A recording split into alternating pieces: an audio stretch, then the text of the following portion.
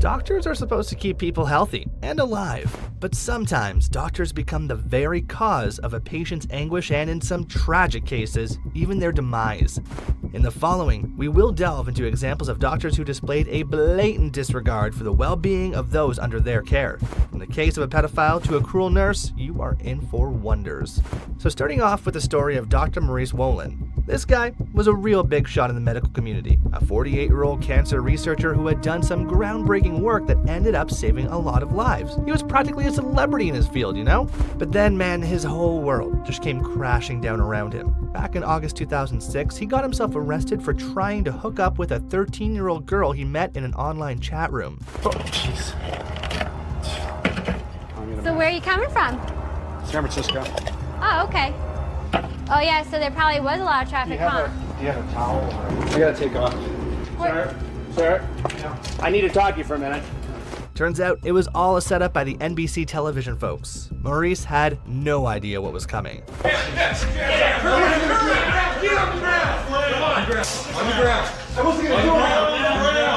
See, this guy was using some kind of fancy username on social media, making himself out to be this tall, dreamy doctor. And he was raking in the big bucks too, him and his wife.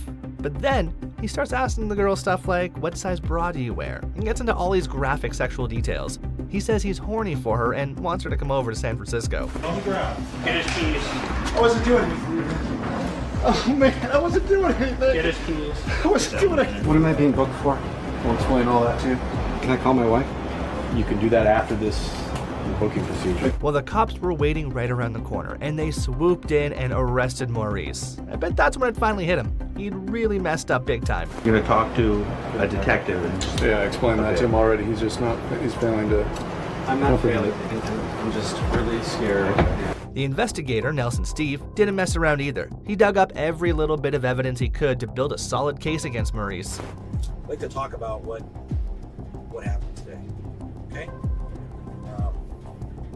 We just want to confirm some information about you. Your name is Maurice Wolin. Okay. If I can have you verbalize. In the end, Maurice spent 2 months in jail, got 3 years of probation, and had to register as a sex offender for the rest of his life. And on top of that, his medical license got revoked.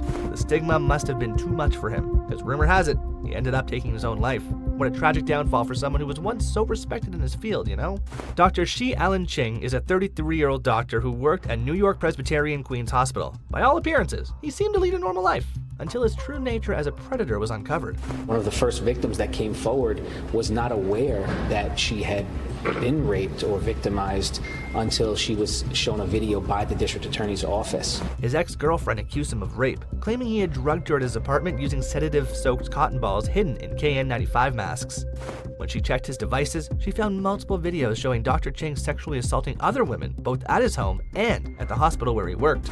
I didn't think that I was drugged. I just thought that I put myself in an irresponsible situation.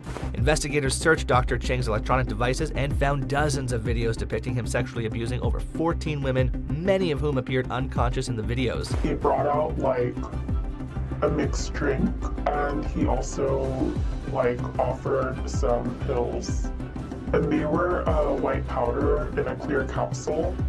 He said they were mollies. One victim said she wasn't even aware she had been raped until the district attorney's office showed her a video. Unnecessary and invasive procedures on her before injecting her with an unknown substance through an IV drip and raped her in her hospital bed while filming on his cell phone. Dr. Ching was arrested and charged with various sexual assault crimes. The hospital fired him and revoked his medical license. He was initially indicted on 3 counts of rape, but that later expanded to a 50-count indictment for sexually assaulting 6 women, including charges of predatory sexual assault, sexual abuse, and assault. He targets people that are helpless. I was in the recovery area with the curtains drawn, and Dr. Cheng was giving me a vaginal exam. Some victims said the hospital did not take their complaints about Dr. Cheng's suspicious behavior seriously, suggesting negligence on the part of the medical institution. One 19-year-old patient alleged he performed medically unnecessary procedures on her and then raped her in the hospital bed while filming it. Investigators believe there are likely many more victims who have not yet come forward, given the sheer number of assaults Dr. Cheng is accused of committing in a short period of time across multiple locations. As of now, he faces over 60 sex crime charges and has pleaded not guilty. In January 2021, the horrifying crimes of Elizabeth Wetlaufer, an ordinary nurse from Woodstock, Ontario, were exposed. For years, she had carefully concealed a sinister secret. After becoming a nurse in 2007, Wetlaufer's true nature emerged at the Crescent Care long-term facility. Struggling with substance abuse, she selected vulnerable elderly patients as victims, injecting them with fatal insulin overdoses. As deaths and incidents rose, suspicions circulated, but the truth remained hidden behind Wetlaufer's facade of professionalism. She even continued her crimes at other care homes. In 2016, Wetlaufer confessed, revealing she had killed 8 seniors and harmed 6 others. Devastated families faced unimaginable loss and betrayal. You've been in this situation and taken this to your grave. Yes. And who would have known? Right? That's what I was told to do by a lawyer. What's that? Take it to my grave and not tell anybody. So you've confided in a lawyer as well about this? A long time ago, yeah. Overwhelmingly convicted, Wetlaufer received 8 concurrent life sentences for her heinous acts, a chilling reminder that even trusted caregivers can harbor the darkest secrets. Thank you for watching, and see you in the next video.